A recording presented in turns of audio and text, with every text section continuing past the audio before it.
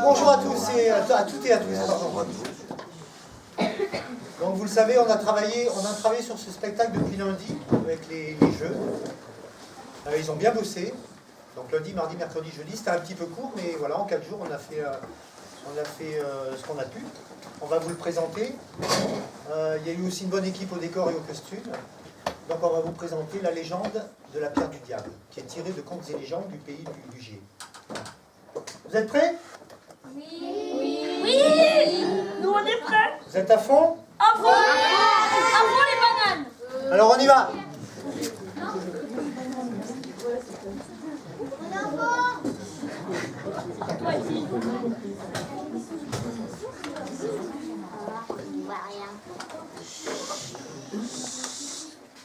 Pensez à éteindre vos téléphones. S'il vous plaît, merci.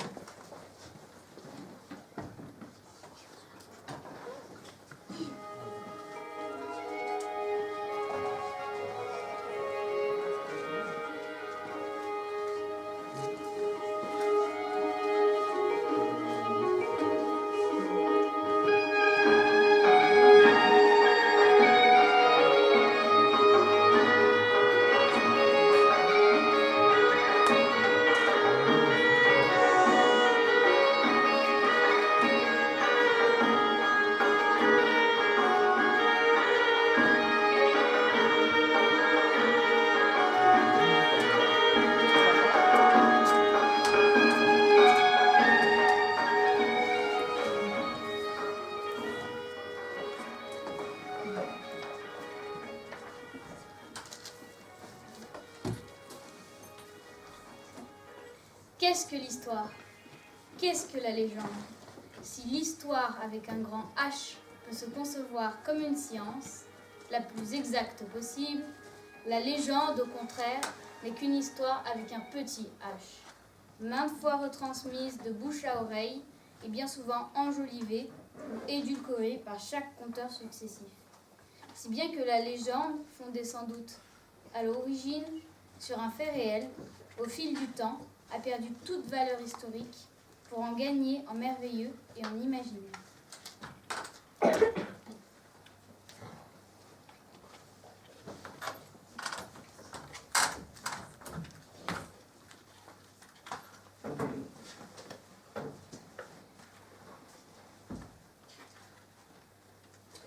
Il était une fois un vieil homme un peu sorcier.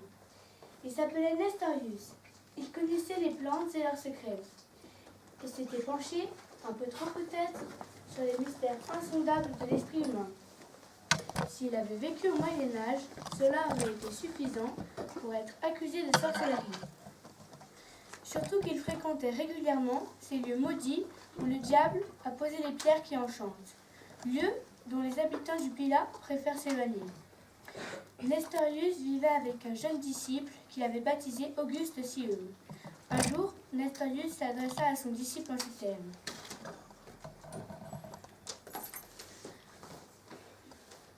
Auguste, nous approchons du solstice d'hiver. Il va être temps pour toi de commencer ton initiation majeure. Je suis déjà bien vieux, et si je veux avoir un jour un remplaçant, il est temps, oui, bien temps. Maître, cela fait déjà de nombreuses années que vous m'enseignez votre science. Vous parlez de m'apprendre encore de nouvelles choses. Oui, Auguste, les plus belles et les plus secrètes. Pour l'heure, il est temps de nous rendre à la veillée chez ton aïeul. Tu verras, les légendes qu'il raconte débouchent parfois sur de curieuses réalités.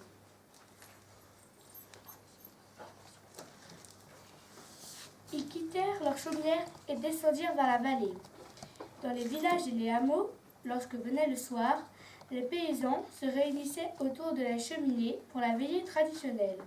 Les anciens racontaient des histoires et légendes des montagnes du Pilat.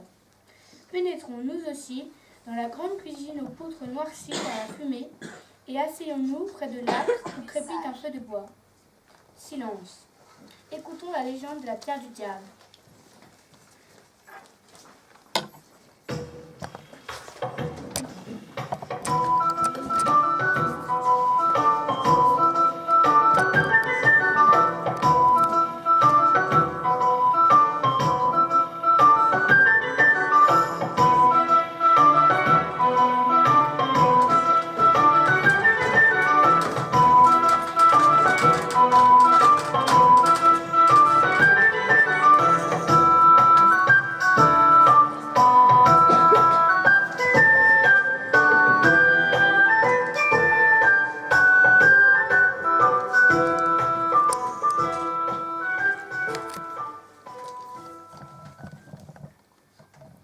Il était une fois une sorte de preux chevalier rescapé dont on ne sait quelle bataille. Il traversait la France à cheval, sans but véritable. Et un jour, il vint à passer dans notre beau pays de Jarret. Oh, calme-toi, tout doux. Attention, on va y aller. Ha! Hi-ha! Tu veux pas être là, moi?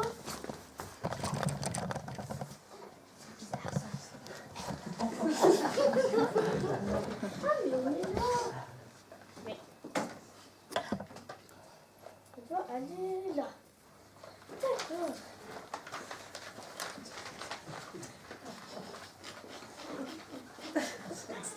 Allez, on y retourne, Hector. Allez, hi-ha! C'est bon, je crois qu'on est arrivé. Il était fatigué, ayant chevauché toute la journée, seul, sur des sentiers caillouteux et malaisés, se contentant de mûres et autres baies sauvages que lui offraient ronces et arbrisseaux tout le long du chemin. Ah, quelle belle région. Il doit y faire bon vivre. Surtout ici, sur les contreforts du mont Pilat qui domine la vallée du Gier. Il faudrait que je cesse cette vie aventureuse et que je prenne femme et que je m'installe ici. Pourquoi pas avec Dame Béatrix? Je lui ferai ma cour dès demain.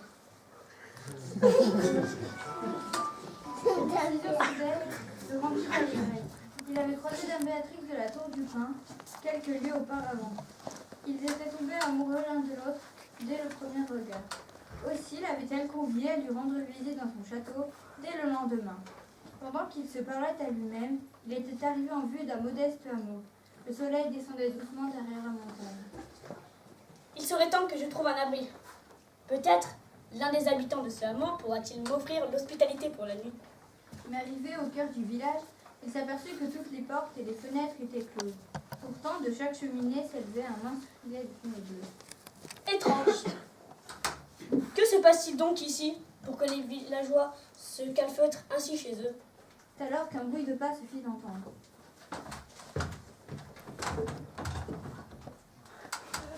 Hola, bergère. Je suis un pauvre chevalier revenant de terre sainte. Me serait-il possible de dormir au village cette nuit? Certes non, messieurs chevaliers, mais c'est avec plaisir que vous aurez...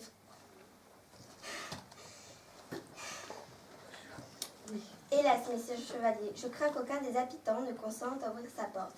Il faudrait mieux vous tourner et rejoindre dans notre village avant qu'il ne fasse trop noir. Ces habitants ont-ils perdu le sens de l'hospitalité? Certes non, messieurs chevaliers, mais en temps normal, c'est avec plaisir qu'ils vous auraient fourni le gîte et le couvert.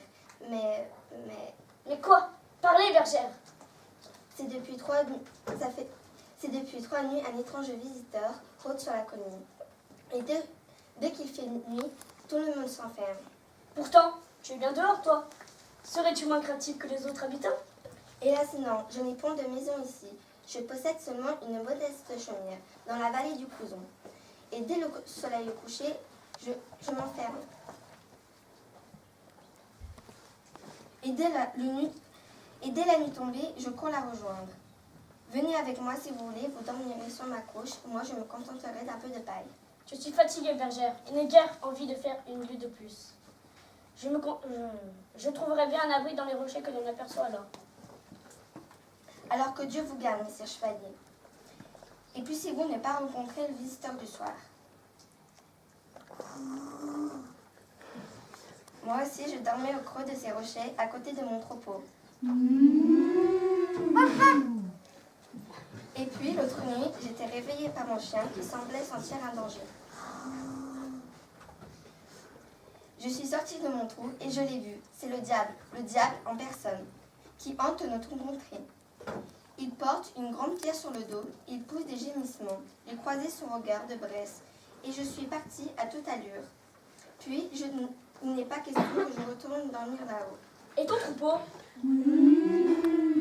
Que va-t-il devenir si le diable, ou ce que tu prétends être le diable, rôde encore longtemps par ici? Ma foi, je dois convenir que mes vaches n'aient guère intéressé le diable. Mais moi, je ne passerai pas une autre nuit sur la colline. Et sans vouloir vous offenser, messieurs Choilet, je souhaiterais regagner ma chaumière au plus vite. Faites donc, moi je reste. J'ai toujours combattu avec ardeur et courage. Ha! Ha! Ha! Et ce n'est pas ce prétendu diable qui va m'effrayer. Parole de chevalier. Alors que Dieu vous garde, messieurs Chevaliers. N'aie crainte, bergère. J'aurai raison de ce diablotin. Que Dieu vous entende.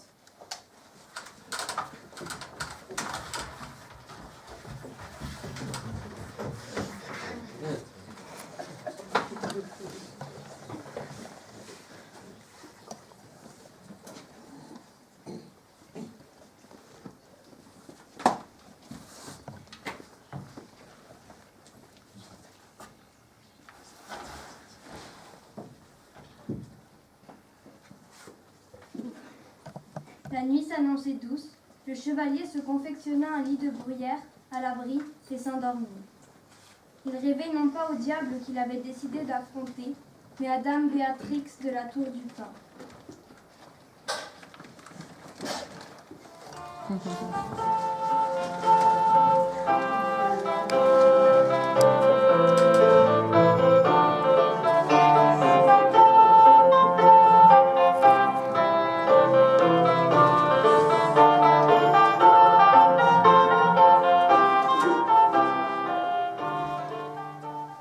Par sa joie, belle dame peut étonner. Par elle, le plus sage peut sombrer dans la folie. Le plus beau perdre sa beauté, le plus courtois devenir un rustre, et le plus rustre devenir courtois. Puisqu'on ne peut en trouver de plus noble, ni en voir de plus belle, ni même en entendre parler, je l'avais pour moi seule, pour que mon cœur y trouve votre joie. Si belle dame veut bien son amour vous donner, je suis prêt à le prendre et à rendre de grâce. Et à le cacher, à le clamer. Et pour son plaisir, j'irai faire. Et ce qui a tant de prix, le chérir. Et pour sa louange, je m'élancer. Tout ce qu'il désire, l'amant doit le demander avec délicatesse et la dame lui accordera. Puisqu'on ne peut en trouver de plus noble, mais elle doit bien choisir son moment. L'amant doit la prier et se mettre à disposition. Qu'elle soit son amante ou sa dame de sagesse, la dame doit à l'ami faire honneur, comme un compagnon et non comme un seigneur.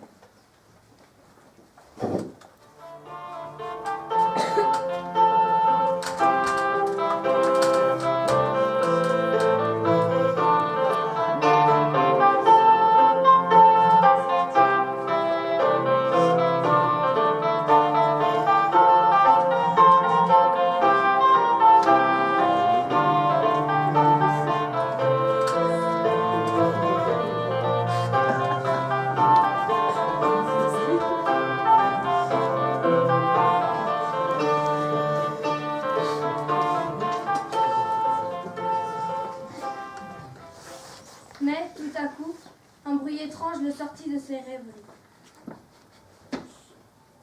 La nature se fit soudain silencieuse et tous les petits bruits de la nuit s'estompèrent.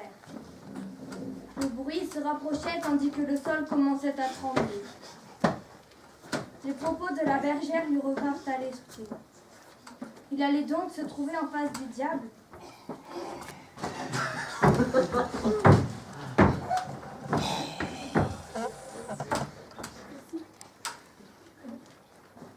Il se leva, se campa au milieu du chemin, la main sur l'épée et attendit.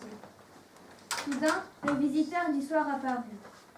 C'était un être immonde, noir et puant comme un bouc, les yeux injectés de sang.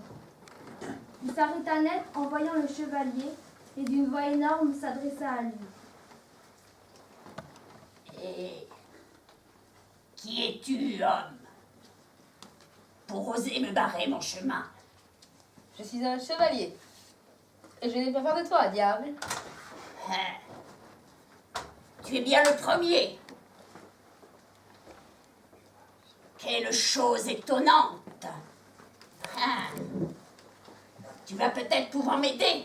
Aider le diable? Quelle belle hiverne. Oh, je suis qu'un pauvre petit diable. Et Satan, mon maître, m'a demandé de déposer cette pierre dans la région du Jarret. Et alors, quel est ton problème? Eh ben vois-tu, chevalier, je ne sais pas où la déposer. Diantre, n'as-tu point de cervelle? Pose-la donc là et ce sera parfait. Mais où? Ici.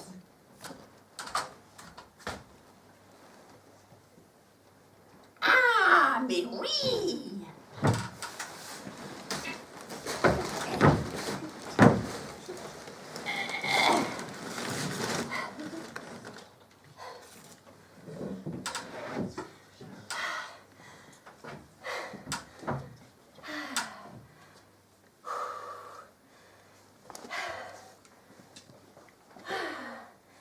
Ah ben merci.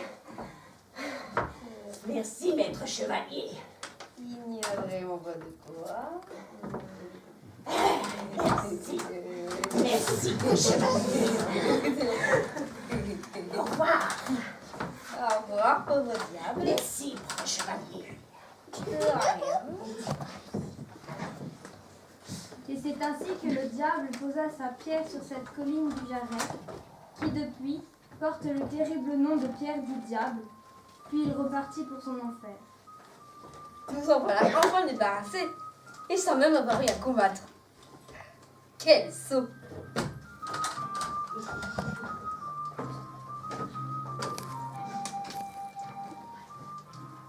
Le temps passa. On s'aperçut bien vite que cette pierre semblait posséder d'étranges pouvoirs. Ne dit-on pas qu'elle est capable de tuer ou de rendre fou? À moins qu'elle ne délivre la connaissance, aussi est-elle nommée également pierre qui chante. Sur la colline de Merlin, dans le pays du Jarret. Sur la colline de Merlin, dans le pays du Jarret. Puisque chanter, en ancien français, signifie aussi enchanter, jeter des sorts. Le plus connu des enchanteurs étant Merlin, c'est le nom que l'on donna à ce site. Bien des années plus tard, un jeune pâtre nommé ses chefs.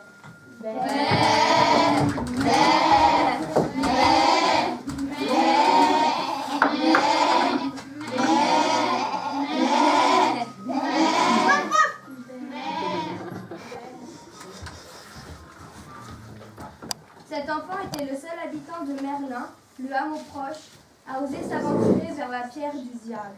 Cette pierre ne me fait pas peur. C'est une pierre ordinaire comme toutes les autres après tout. Peut-être n'aurait-il pas tenu ses propos si on lui avait demandé de passer la nuit sur la colline. Car c'est après le coucher du soleil, ou avant son lever, que la pierre qui chante libère ses sortilèges et jouait avec son chien. Allez, Gandor, on joue.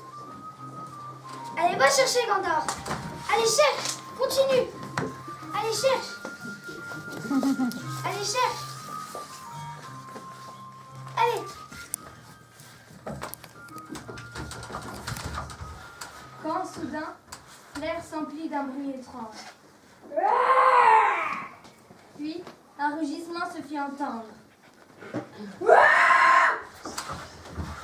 Le jeune pâtre et son chien se firent tout petits en cherchant du regard d'où venaient ces bruits. Alors, montant de derrière la montagne des Tourettes, une créature volante s'abattit sur la colline dans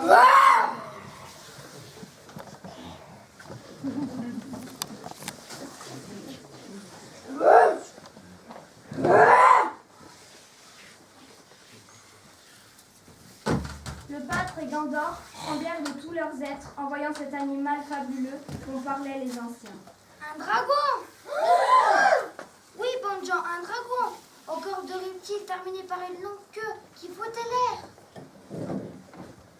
Et surmonté par ailes semblables à celles des chauves-souris. Un dragon avec une tête bardée d'épines et d'écailles. Et deux yeux globuleux jaunes injectés de sang. Et ce dragon tenait dans une de ses pattes une énorme perle qui brillait au soleil comme une goutte de rosée. Waouh! Et il se passait une chose plus étonnante encore. Le dragon déposa cette perle sur la pierre du diable. Puis il se coucha sur le fort pour s'endormir.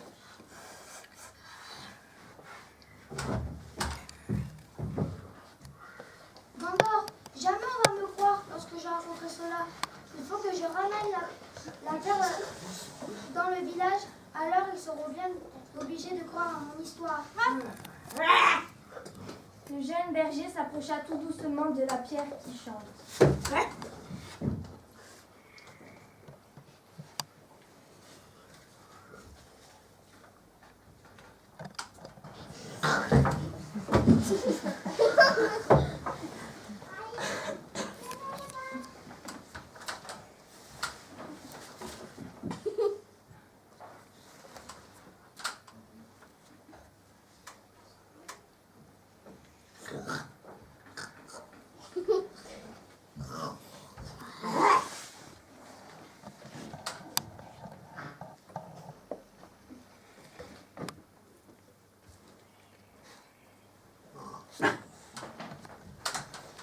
Il réussit à se saisir de la perle.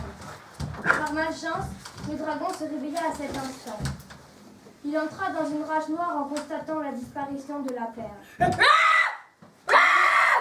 Rugissant, crachant le feu, se disant que le voleur ne devait pas être très loin.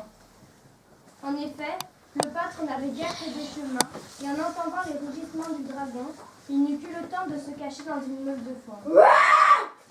Le dragon cracha le feu et incendia toutes les bottes de foin.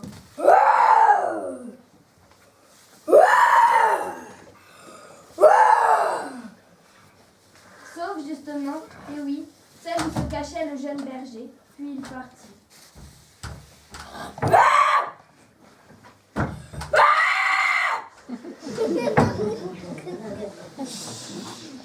Était-il bête à ce point, ce dragon? Ou bien un charme de Merlin vint-il protéger le petit pâtre? On ne le saura jamais. Qu'est devenue la perle? L'histoire ne le dit pas. Mais ce que l'on dit, c'est qu'un enchantement changea le dragon en pierre. Il est toujours là, bien visible les matins d'automne, lorsque le soleil éclaire les roches de Merlin d'une certaine façon.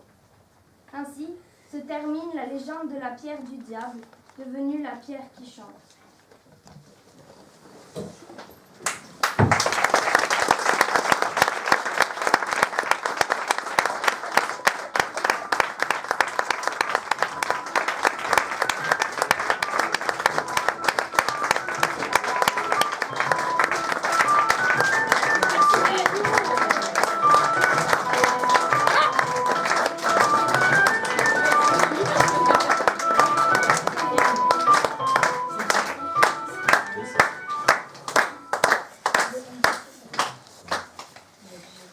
Bonne jante. Allez vous promener Dans le pays du Jarret. sur la colline de Merlin. Ces roches, ça croît. Mais soyez vigilants. Surtout, ne vous laissez pas prendre par la nuit Vous pourriez faire. de mauvaises rencontres.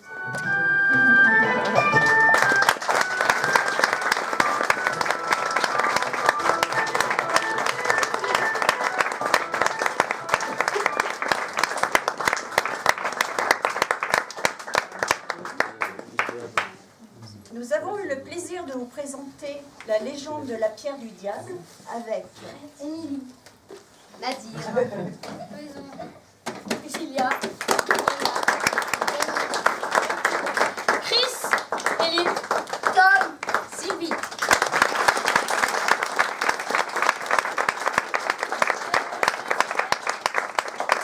Merci aussi Serge à la régie, qui nous a fait les décors, enfin qui nous a fait les lumières. Serge. Ouais. Serge.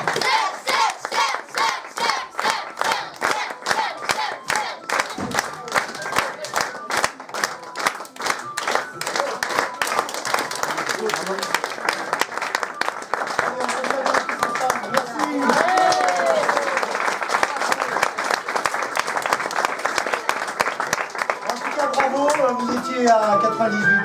Ouais, on était presque à 100. Hein. Ouais, merci d'être venu. Je voulais remercier Laetitia et le Centre social qui nous a permis d'avoir cette aventure tous ensemble. Et moi, je me suis régalé. Voilà.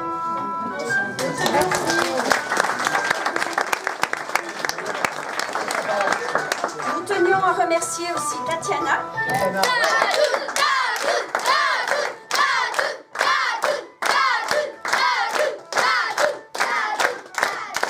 Ainsi que Sylviane.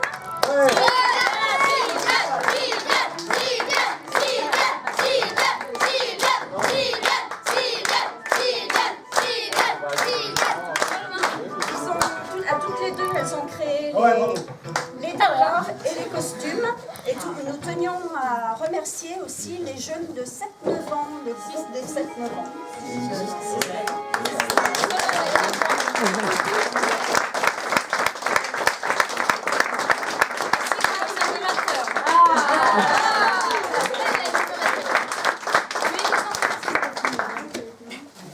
Voilà, et ben on va se boire un petit coup ensemble. La buvette est gratuite, hein. Laisse par les 6 meufs préciser. Ouais, bah, oui, bah, nous on a fait un vrai. Dînatoire. Voilà. Dînatoire.